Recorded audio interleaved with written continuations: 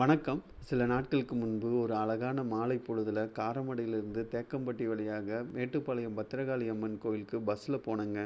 இந்த அரை மணி நேரத்தில் என்னோட இனிமையான பயணத்தின் அனுபவத்தை தாங்க இந்த வீடியோவில் பார்க்க போகிறோம். இந்த பேருந்து பயணத்தில் அழகான ஊட்டி மலையும் நம்ம கூடயே சேர்ந்து பயணிக்குங்க. இந்த வீடியோவை நான் பதிவேற்ற காரணம், எங்கள் பேருந்து அந்த கிராமத்தில் இருந்த ஒரு அரசு பள்ளிக்கூடத்துக்கு முன்னாடி நின்றுச்சுங்க.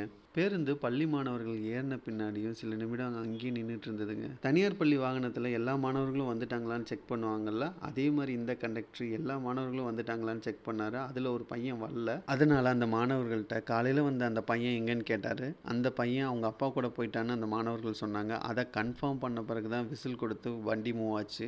அதே மாதிரி அந்த ஊர் மக்கள்கிட்டலாம் ரொம்ப சகஜமாக பேசிகிட்டு இருந்தார். அது மட்டும் இல்லை, வயசானவங்க வந்தால் பொறுமையாக நிறுத்தி இறக்கி விட்டுட்டு இருந்தார்.